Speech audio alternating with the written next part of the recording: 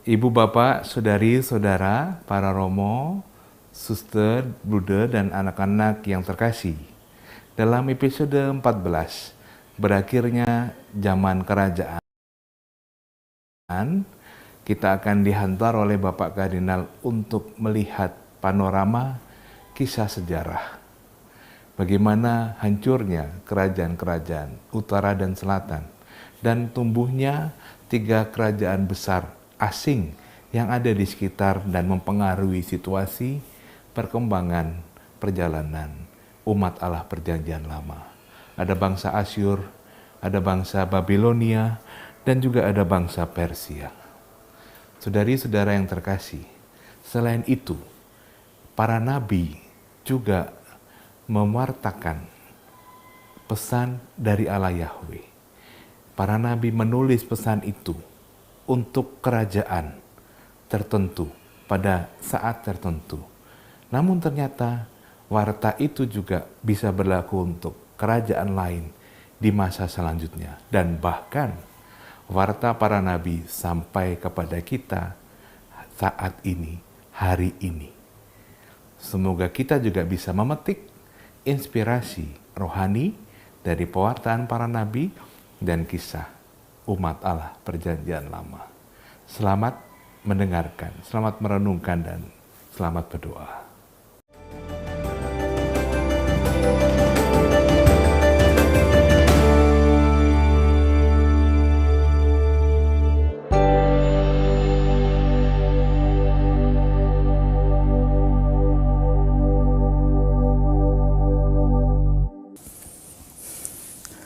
Saudari-saudaraku yang terkasih, saya ingin menggarisbawahi sekali lagi apa yang sedang kita kerjakan. Kita sedang belajar dalam hal pengetahuan tentang kitab suci. Jadi kita belum sampai pada renungan-renungan, pada pesan-pesan iman, hidup rohani, dan sebagainya. Tetapi lebih-lebih tentang pengetahuan.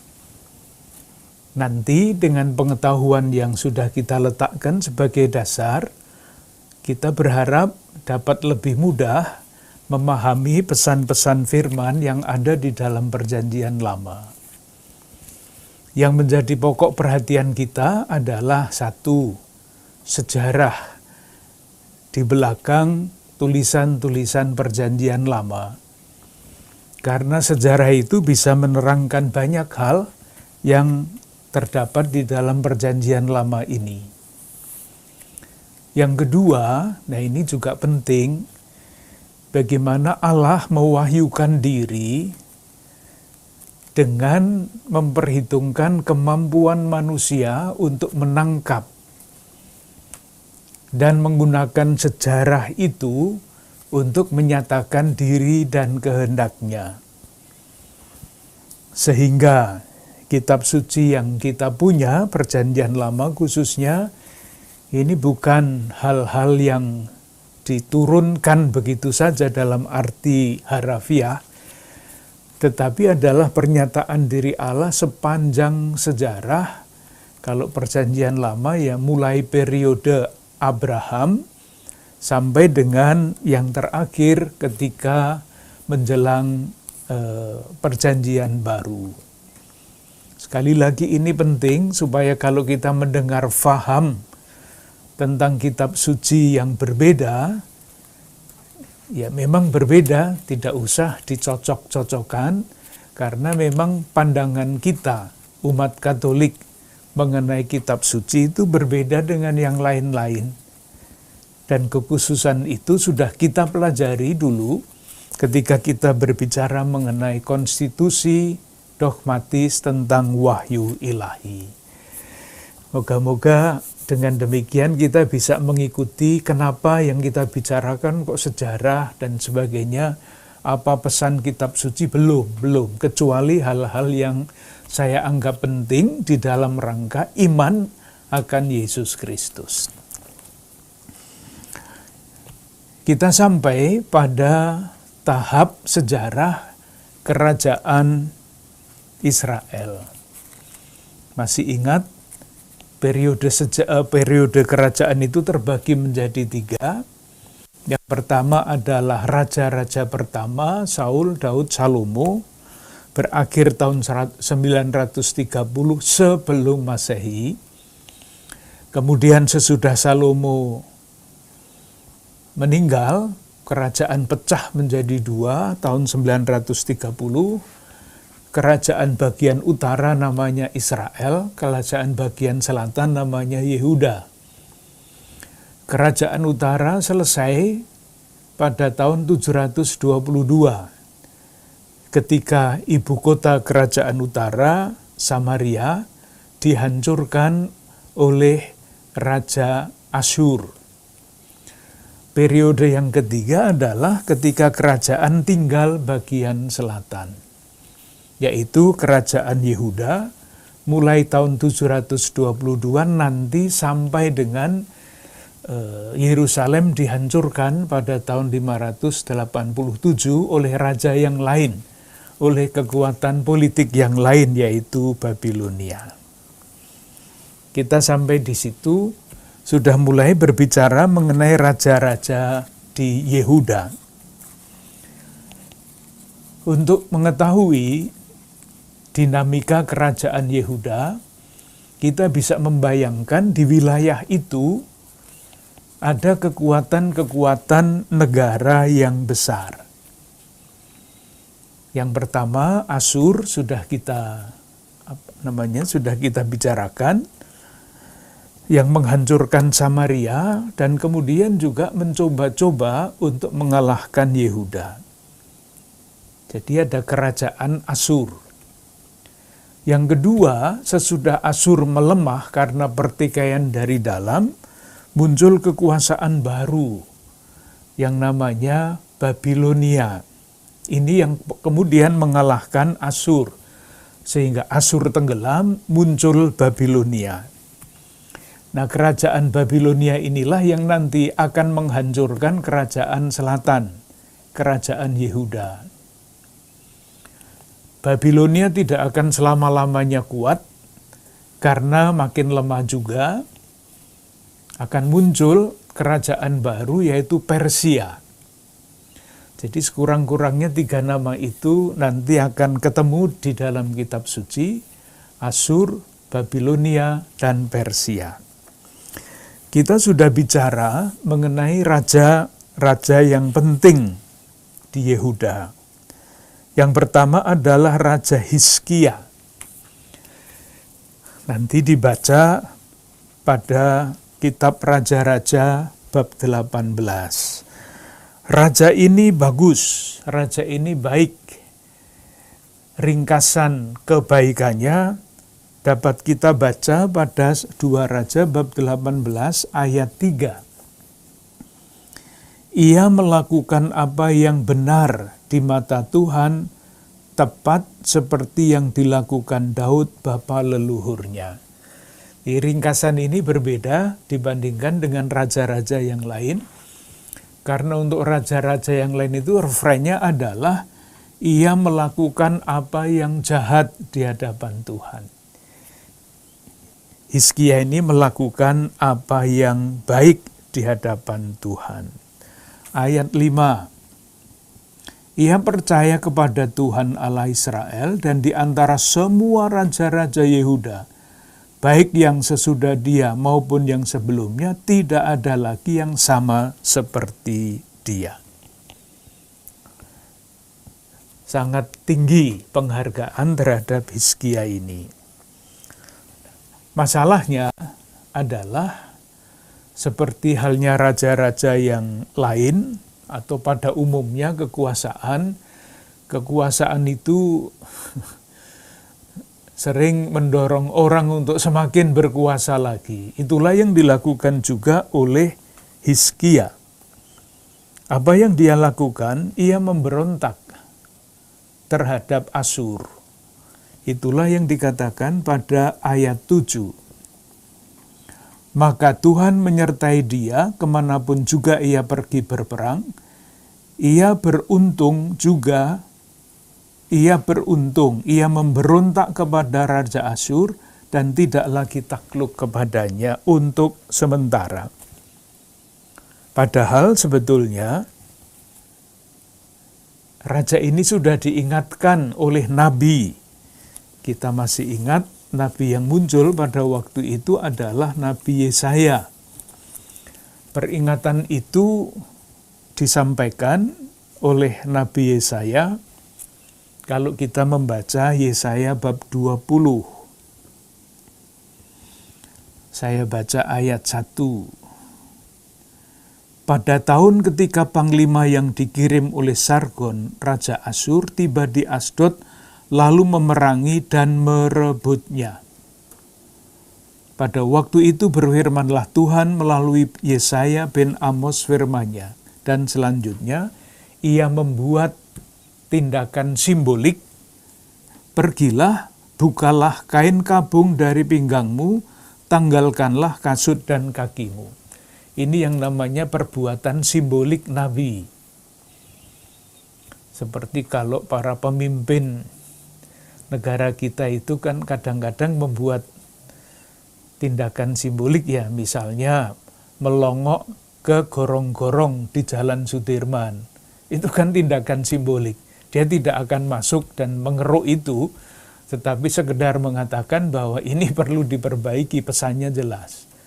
Demikian juga Yesaya ini membuat tindakan simbolik seperti itu. Ayat 3 itu penjelasannya. Seperti hambaku Yesaya berjalan telanjang dan tidak berkasut 3 tahun lamanya, sebagai tanda dan alamat terhadap Mesir dan terhadap Ethiopia. Demikianlah Raja Asyur akan menggiring orang Mesir sebagai tawanan.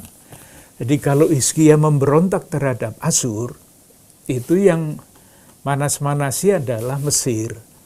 Dan Mesir nanti akan dikalahkan. Hizkia membuat itu. Dan kita semua tahu, tadi kan dikatakan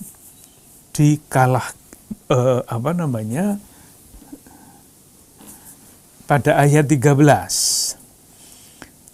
Dalam tahun ke-14 zaman Raja Hizkia, majulah Sanherib, Raja Asyur menyerang segala kota berkubu negeri Yehuda, lalu merebutnya.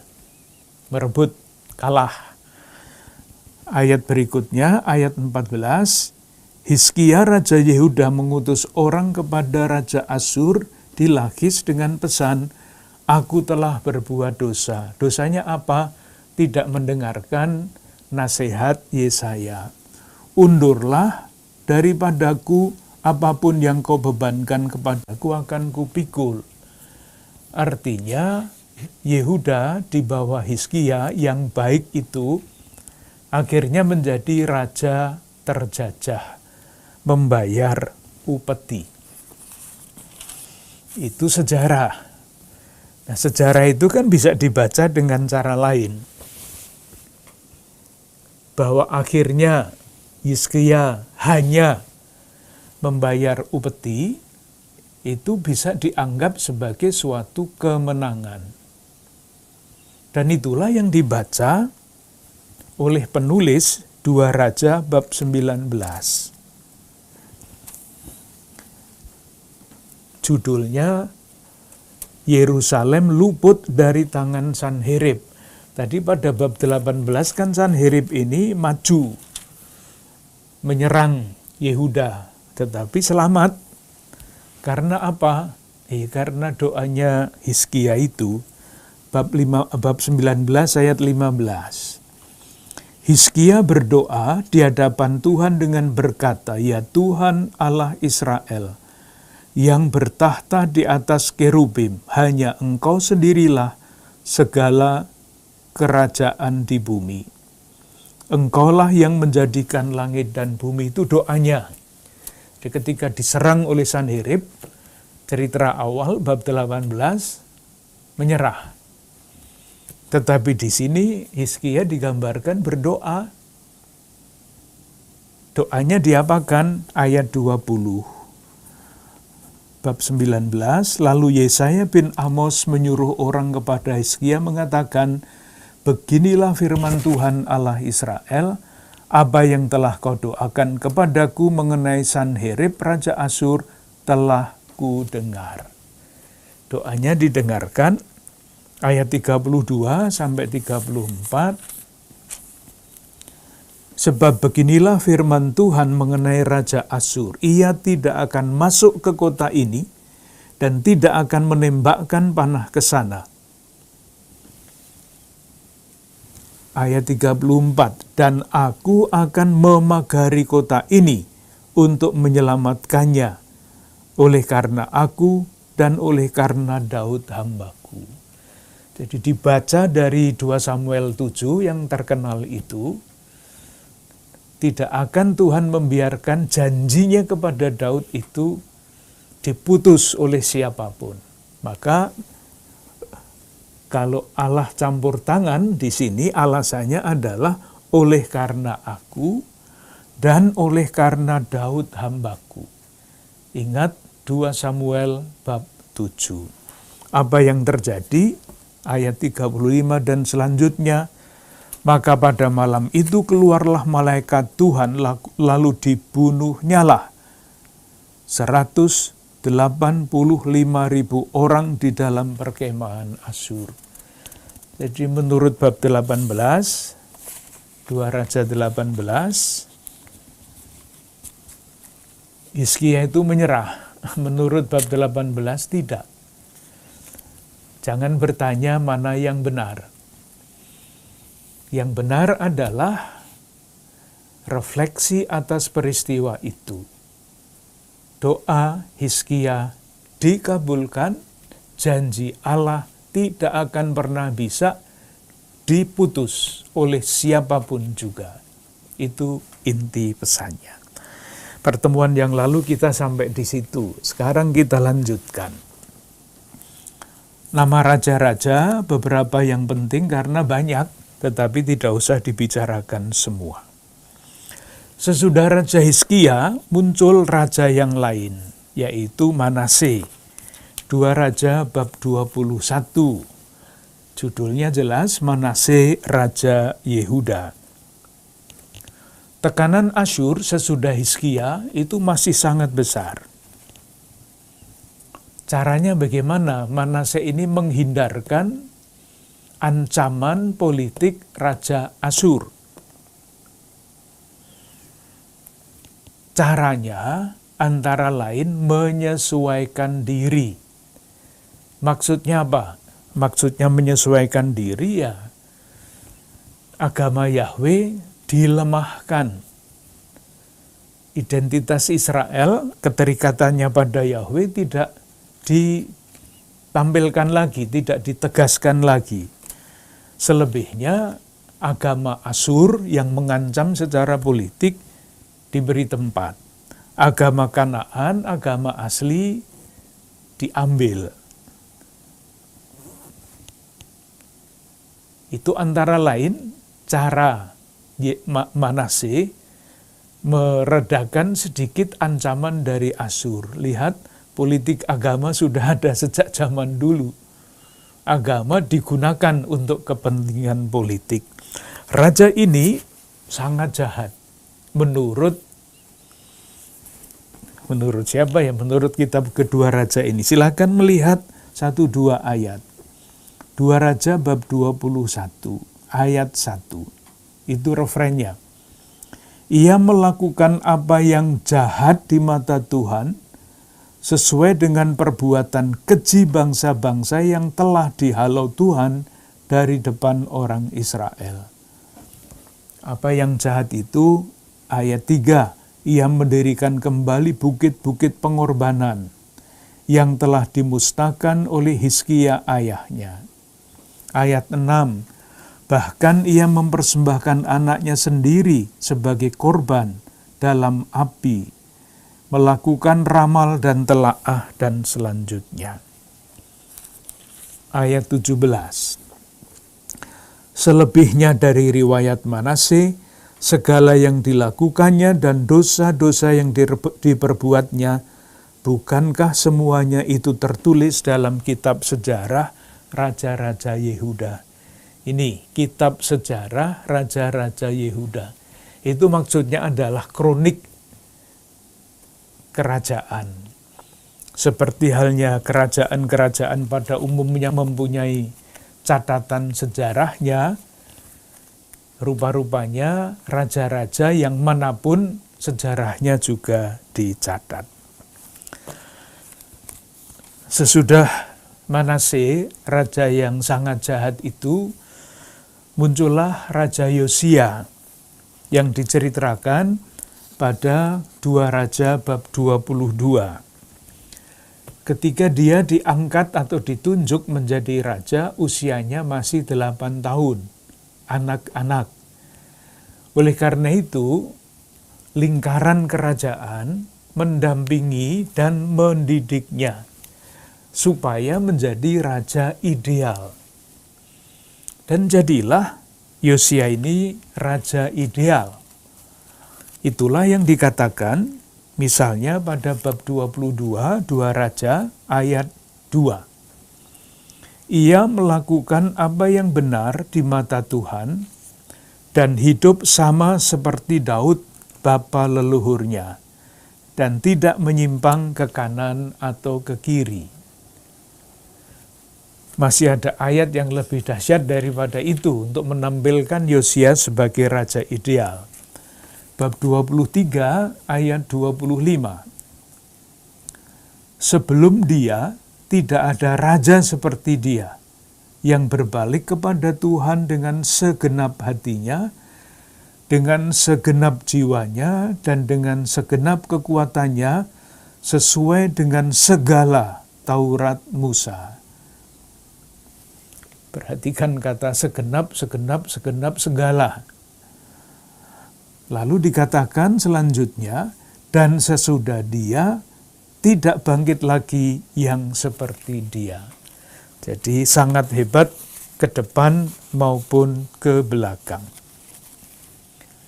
Mengapa dia disebut sebagai orang yang seperti itu? Jawabannya ada pada bab yang sama, ayat 3 sampai dengan ayat 5. Intinya, dia memperbaiki rumah Tuhan. Dikatakan pada ayat 4,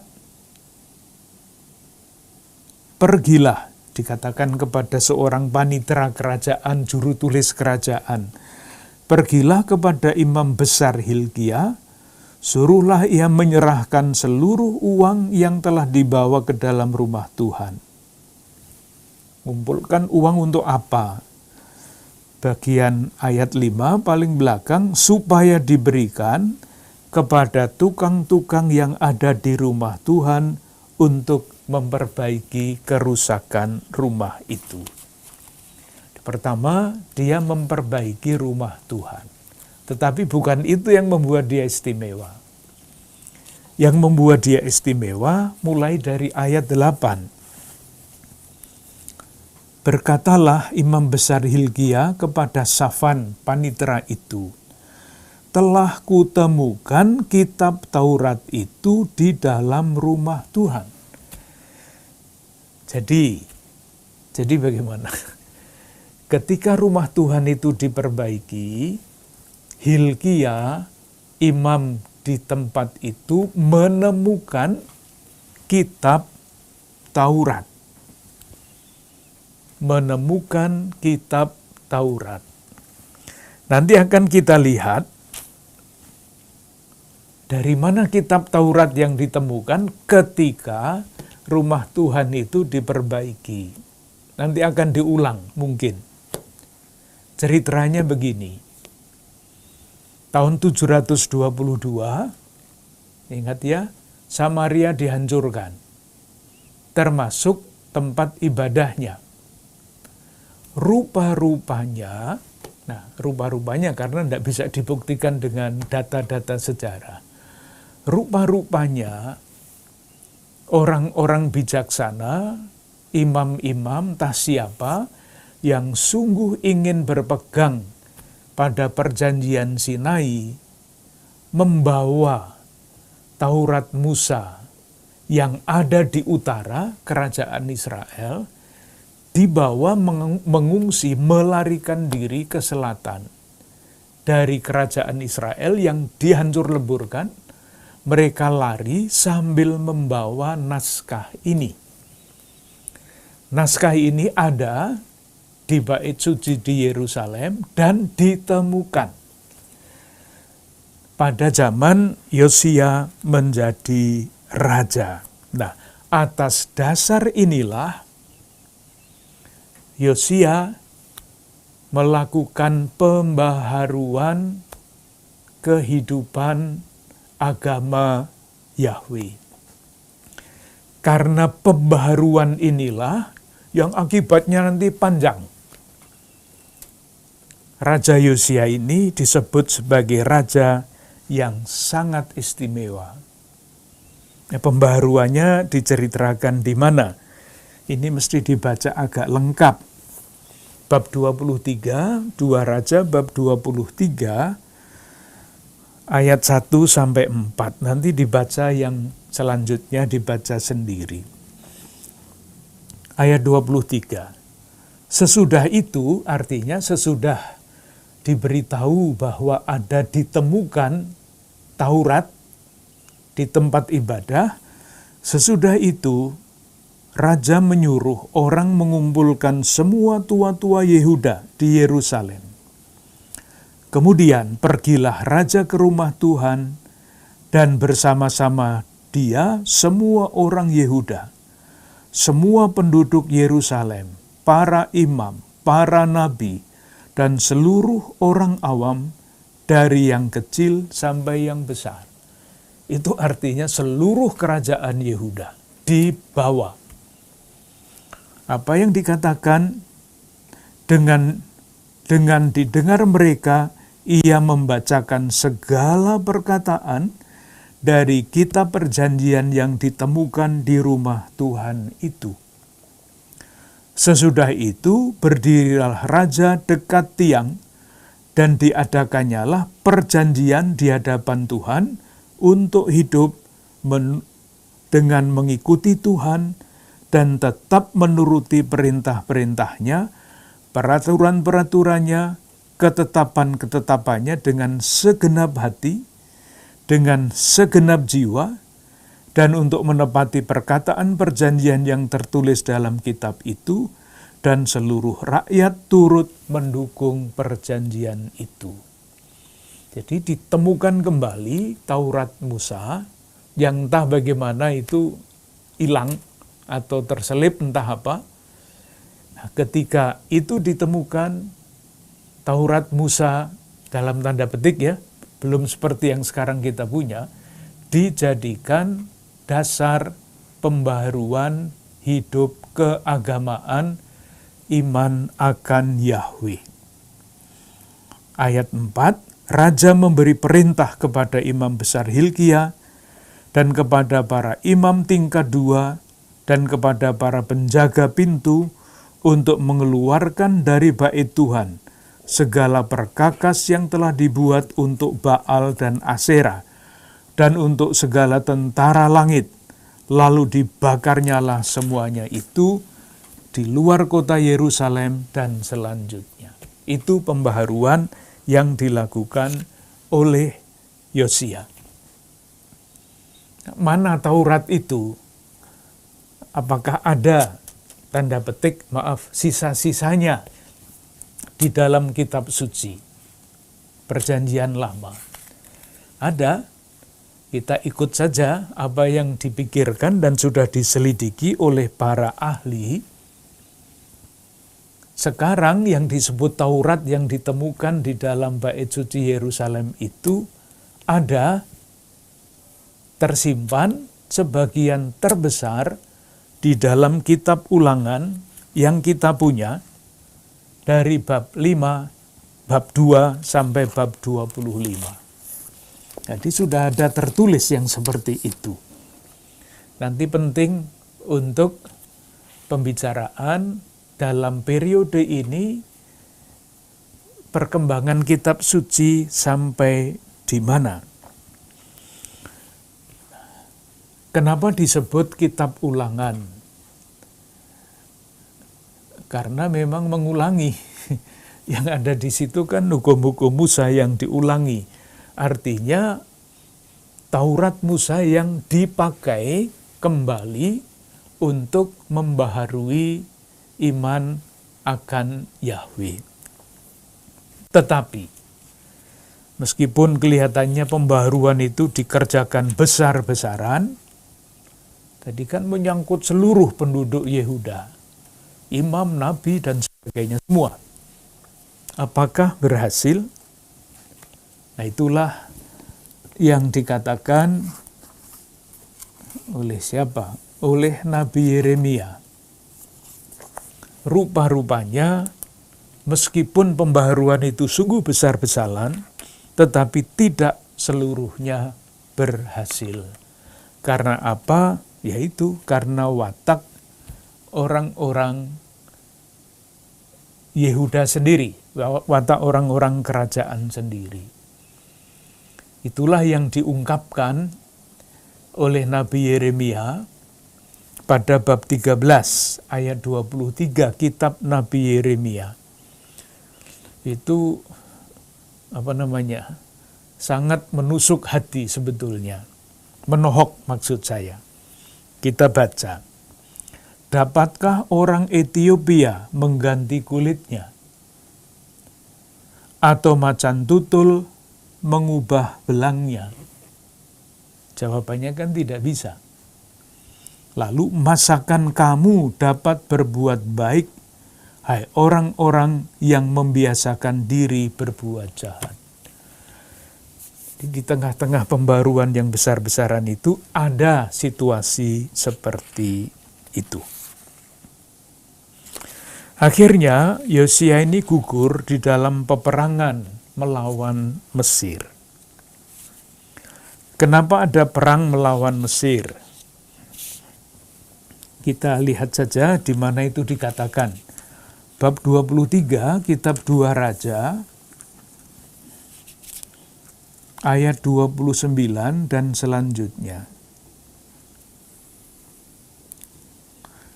Dalam zamannya itu majulah Firaun Neko, raja Mesir, melawan raja Asyur di tepi sungai Efrat.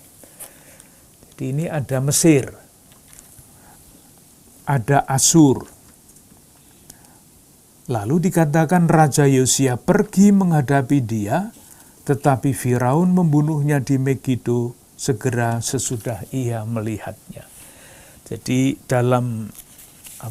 di dalam peta geopolitik pada waktu itu, tadi sudah disebut ada Asyur, ada Babilonia, kemudian ada Persia, tetapi juga ada Mesir ini, yang tidak mau diganggu-ganggu oleh kerajaan-kerajaan di utara sekitar Babilonia. Seringkali Mesir ini menggunakan Yehuda untuk memancing di air keruh. Itulah sebabnya Yosia terlibat di dalam konflik itu dan akhirnya dia wafat dalam peperangan melawan Mesir. Itu terjadi sekitar tahun 609 sebelum Masehi. Jadi raja yang sangat baik itu akhirnya gugur. Sesudah Yosia, siapa yang menjadi raja? Ayat 23, bab 23, ayat 36 dan selanjutnya. Yoyakim, raja Yehuda. Yoyakim. Ketika Yoyakim menjadi raja, pembaharuan religius yang didorong, dikembangkan oleh Yosia ini dihentikan. Oleh karena itu, Raja Yoyakim pakai akhiran M. Nanti ada yang sesudah dia, ada yang Yoyakin pakai akhiran N. Nama-namanya pasti akan dilupakan, tidak penting. Tetapi yang penting adalah ini, bahwa pembaharuan Yosia dihentikan. Dan oleh karena itu, dia disebut sebagai raja yang jahat. Bab 23 ayat 37. Judul di dalam teks kita Yoyakim Raja Yehuda. Ayat 37, ia melakukan apa yang jahat di mata Tuhan, tepat seperti yang dilakukan oleh nenek moyangnya. 24 ayat 4-5. Dan juga oleh karena darah orang yang tidak bersalah yang telah ditumpahkannya, sebab ia telah membuat Yerusalem penuh dengan darah orang yang tidak bersalah, dan Tuhan tidak mau mengampuninya. Ini ceritanya apa ini? Kok sampai-sampai disebut-sebut Yerusalem yang berdarah-darah? Jawabannya, karena Yoyakim ini memberontak terhadap kerajaan Babel. Jadi Asyur mulai surut, Babel mulai naik, dan ketika Babilonia, kerajaan Babilonia itu mulai kuat, memperluas wilayah termasuk wilayah jajahannya. Yoyakim memberontak terhadap Babel, dan itulah yang menyebabkan Raja Babel menyerang Yerusalem. Itu terjadi sekitar tahun 600. Nah, sesudah Yoyakim ini, 20 tahun terakhir periode sejarah itu merupakan sejarah semakin melemahnya kerajaan Yehuda. Karena apa? Menurut para ahli sejarah, karena ada dua aliran politik di Yehuda. Aliran politik yang pertama adalah pro-Babel, aliran politik yang kedua adalah pro-Mesir. Yang pro-Mesir itu kita coba lihat ada di mana sisa-sisa petunjuknya. 2 Raja bab 23 ayat 33-35. Ini dibaca mulai dari bab 23 ayat 31-35, judulnya saja, Yoahas Raja Yehuda. Apa yang terjadi? Ayat 33, Firaun Neko mengurung dia itu Yoahas ini, di Ribla, di tanah Hamat, supaya jangan memerintah Yerusalem. Lagi Firaun membebankan kepada negeri itu denda sebesar 100 talenta perak dan 10 talenta emas. Pada periode ini, Yehuda berada di bawah jajahan Mesir. Yoyakim diganti oleh Yoyakin N, akhiran N. 24 ayat 7. Mesir yang menjajah Yehuda, yang tadi sudah dibaca teksnya, itu akhirnya dikalahkan oleh Babilonia. Bab 24 ayat 7.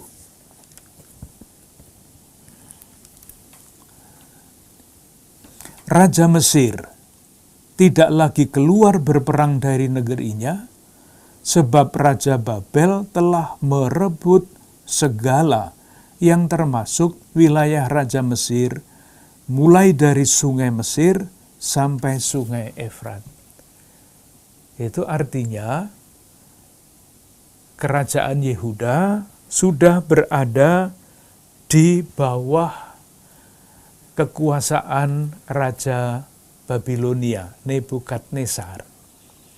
Silahkan membayangkan ya, pergumulan geopolitik. Jadi istilah geopolitik itu bukan hanya istilah sekarang. Dulu juga masing-masing berbagai macam negara itu berebut kekuasaan seperti sekarang. Pengaruhnya sampai kemana-mana. Teks selanjutnya, ini peristiwa yang sedih, yang diceritakan pada bab 24, ayat 10 sampai 17. Yoyakim, Raja Yehuda. Kita baca mulai dari ayat 10. Pada waktu itu, majulah orang-orang Nebukadnezar, Raja Babel, menyerang Yerusalem dan kota itu dikepung. Ini adalah penyerangan pertama terhadap Yerusalem oleh Raja Babel, yang sebelum-sebelumnya oleh Raja Asyur. Asyur sudah surut, Babel naik, bahkan sampai merebut Mesir. Apa yang terjadi sesudah itu? Pada ayat 12. Lalu keluarlah Yoyakin, Raja Yehuda, mendapatkan Raja Babel, ia sendiri, ibunya, pegawainya, pembesarnya, dan pegawai-pegawai istana. Raja Babel menangkap dia pada tahun yang ke-8 dari pemerintahannya. Ia mengeluarkan dari sana segala barang perbendaharaan rumah Tuhan. Ayat 14, ia mengangkut seluruh penduduk Yerusalem ke dalam pembuangan. Ayat 17, kemudian Raja Babel mengangkat Matanya, paman Yoyakin, menjadi raja, menggantikan dia dan menukar namanya menjadi Sedekia. Jadi silahkan membayangkan ya, keadaan bangsa-bangsa yang naik surut, sekarang Babel yang naik. Babel menyerang Yerusalem, ini terjadi pada tahun 597, yang disebut pembuangan yang pertama. 2 Raja bab 24 ayat 14, ia mengangkut seluruh penduduk Yerusalem ke dalam pembuangan. Pembuangan pertama, tahun 597.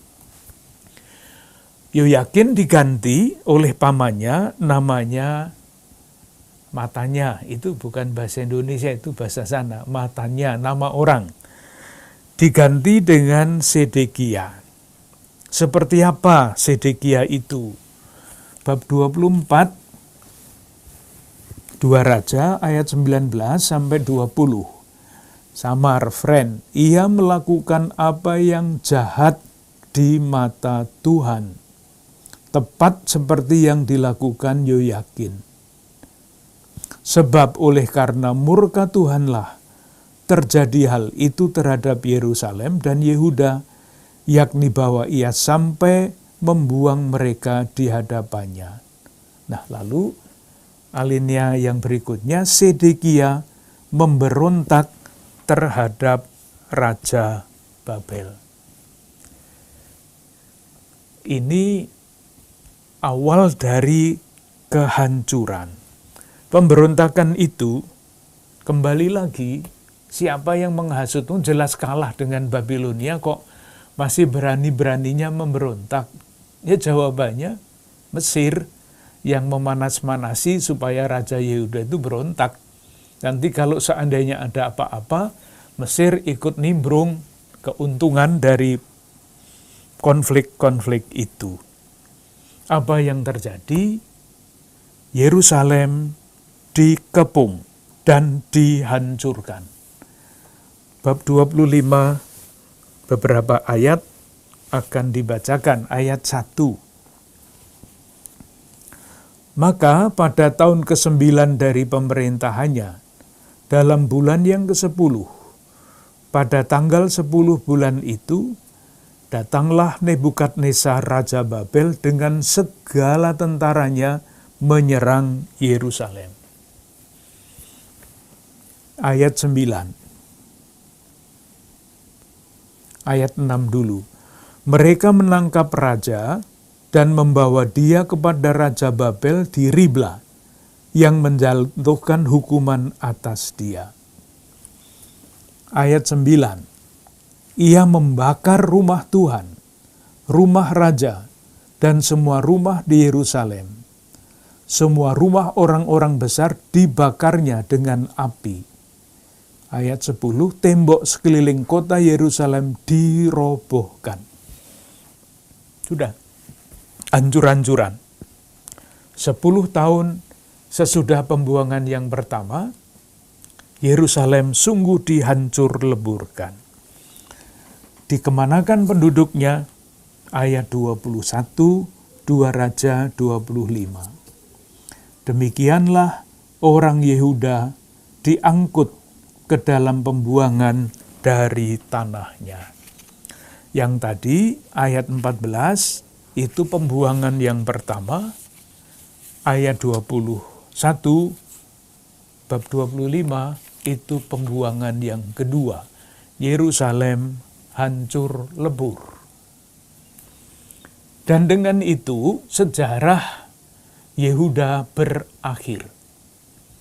Jadi kerajaan utara Samaria berakhir pada tahun 722, kerajaan selatan berakhir tahun 587. Sesudah itu tidak ada kerajaan lagi. Itu sejarahnya. Bagian dari periode ini kita bertanya, pada periode ini perkembangan kitab suci Perjanjian Lama itu sampai di mana? Jadi kitab suci Perjanjian Lama ditulis di dalam proses panjang.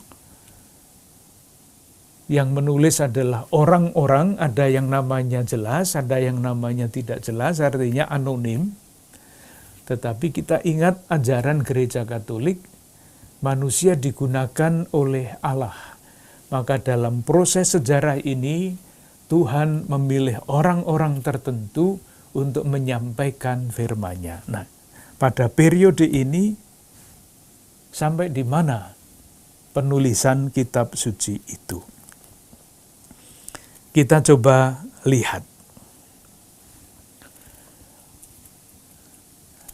Tadi sudah kita lihat, sudah kita bicarakan, bahwa pada tahun 722 ketika Samaria hancur, ada orang yang membawa teks naskah ke selatan, yang ditemukan ketika Raja Hizkia mengadakan pembaharuan perjanjian.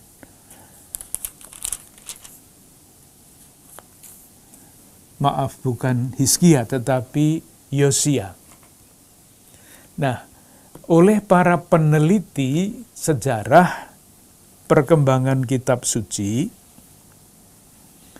inilah yang disebut naskah yang sudah pernah kita bicarakan juga sebelumnya dari tradisi E. Kenapa E? Karena isinya adalah sejarah mulai dari zaman Abraham sampai dengan zaman Musa. Dan di dalam tulisan itu nama yang dipakai oleh Allah untuk Allah adalah Elohim, E.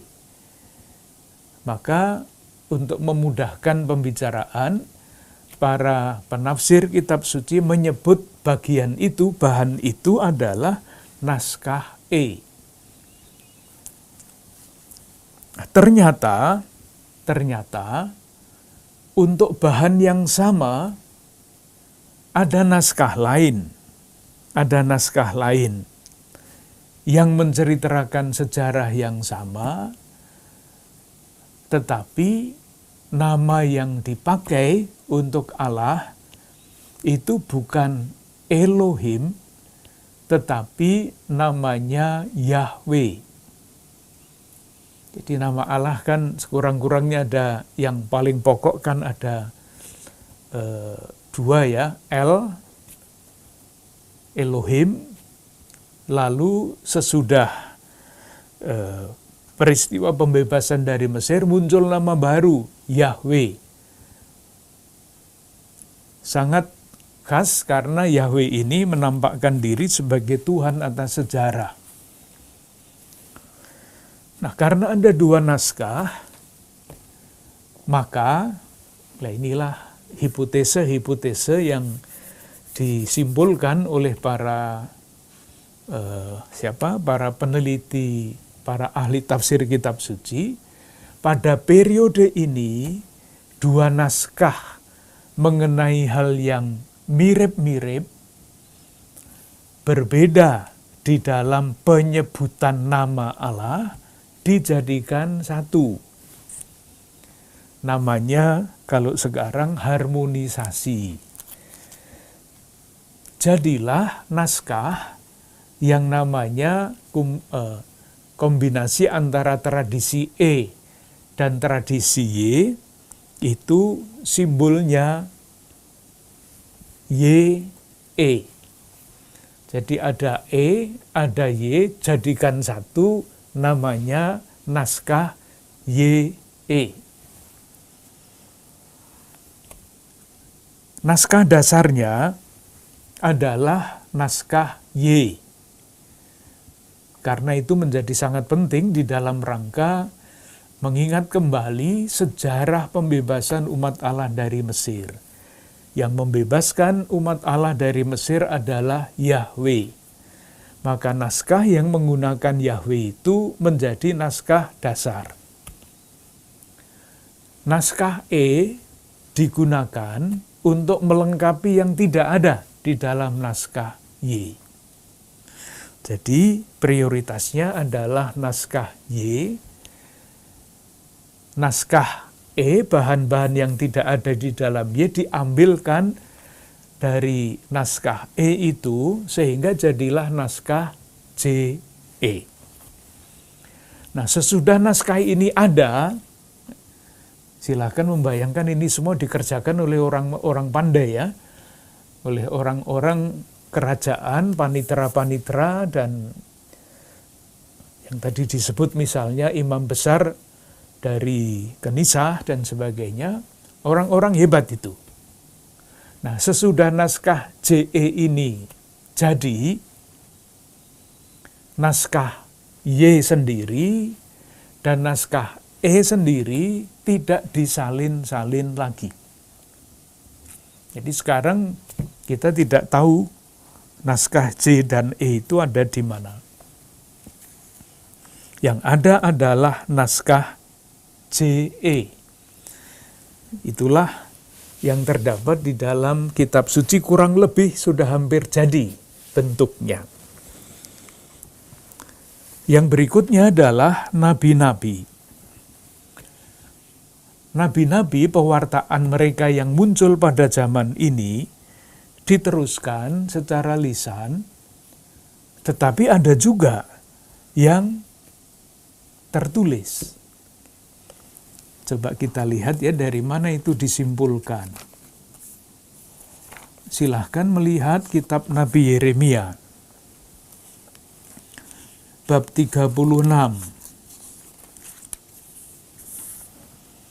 ayat 2-4. Dibacalah mulai dari ayat 1.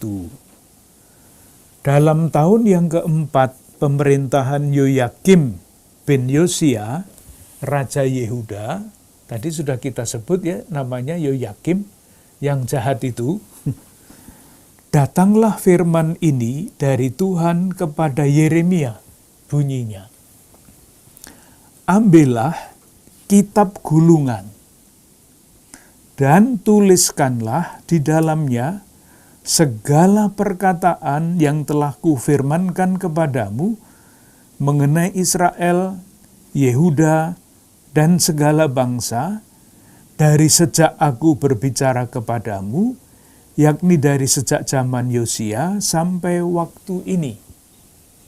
Zaman Yosia. Ingat, nanti ini akan menjadi salah satu batas di dalam penulisan sejarah.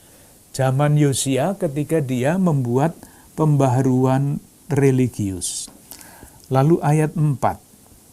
Jadi Yeremia memanggil Baruk bin Neria, lalu Baruk menuliskan dalam kitab gulungan itu langsung dari mulut Yeremia.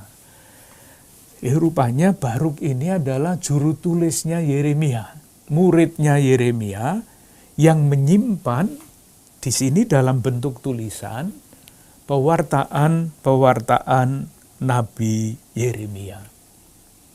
Pada periode ini rupanya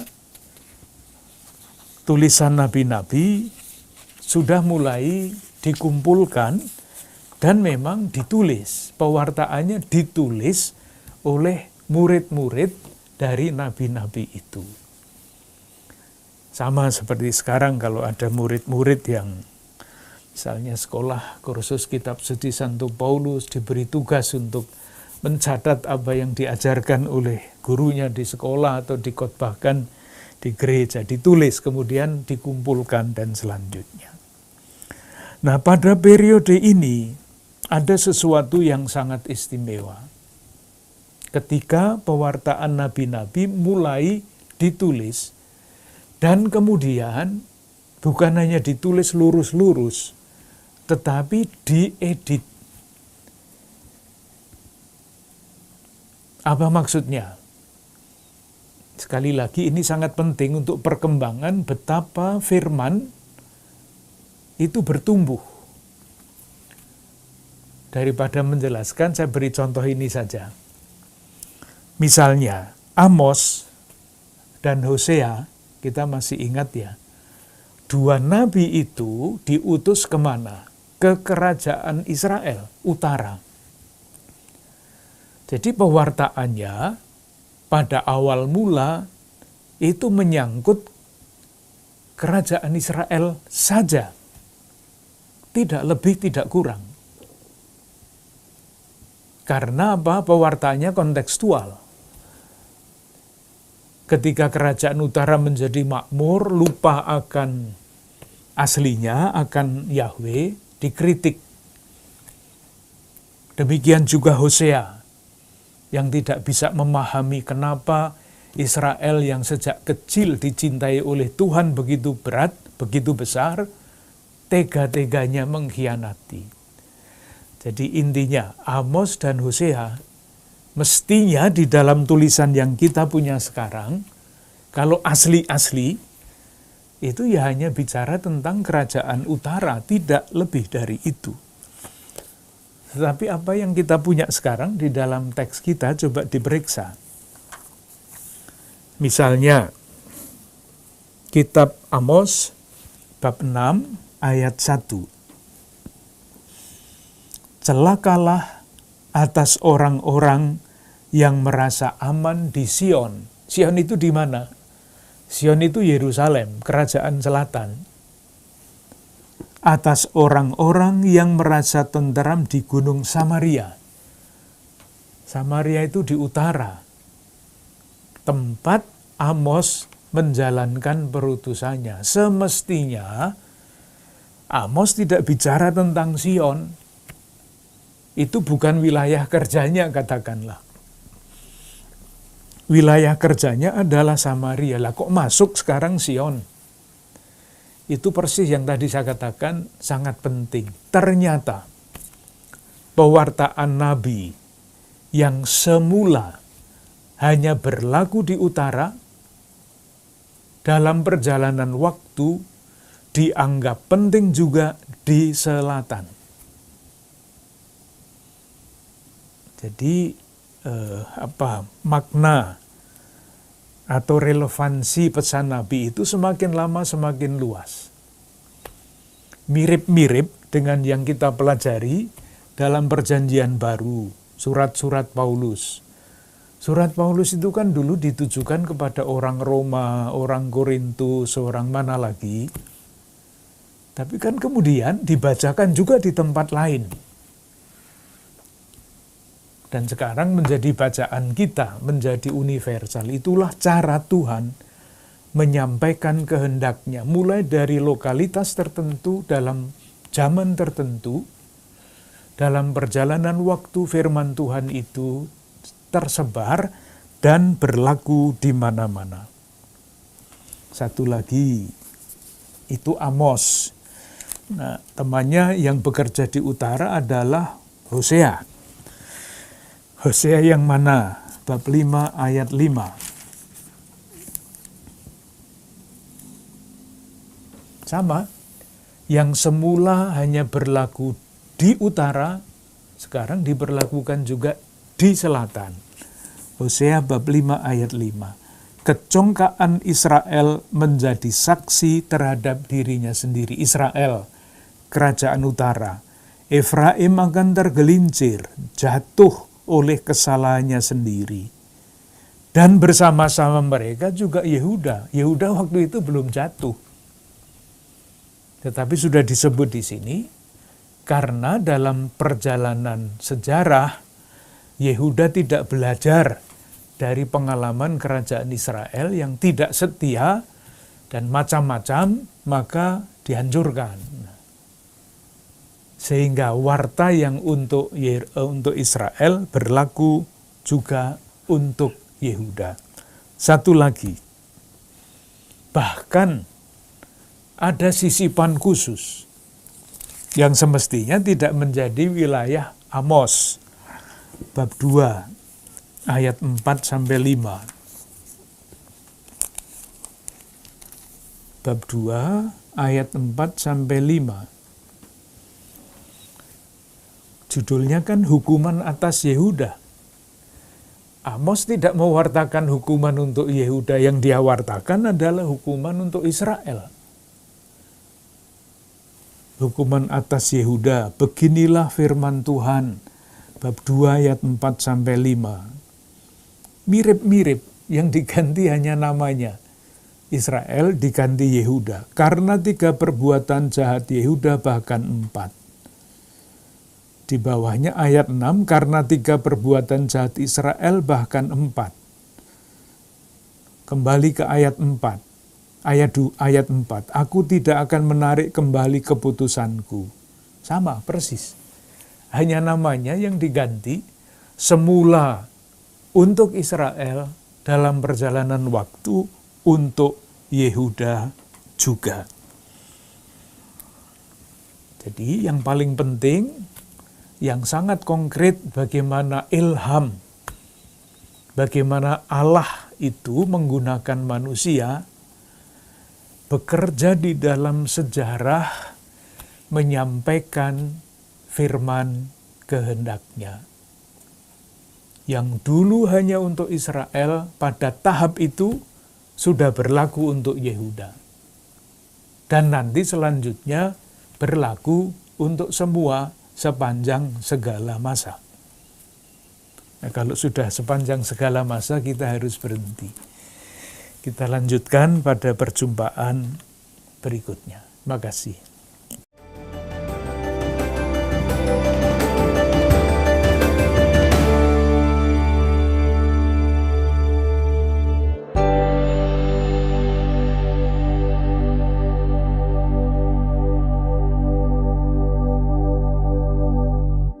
Saudari-saudara yang terkasih, kita telah mendengarkan ulasan dan juga kisah sejarah perjalanan umat Allah Perjanjian Lama yang beberapa kali harus mengalami pembuangan oleh bangsa asing.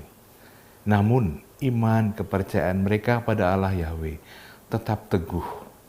Tentu juga karena peran dan kehadiran para nabi, dan juga utamanya adalah kasih setia Allah kepada umat Allah Perjanjian Lama.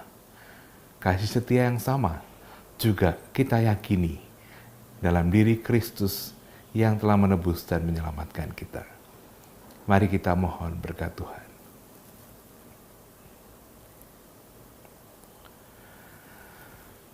Allah yang Maha Kasih, Engkau mencurahkan rahmat kesehatan, damai sejahtera, dan juga perlindungan-Mu pada kami dan keluarga-keluarga kami.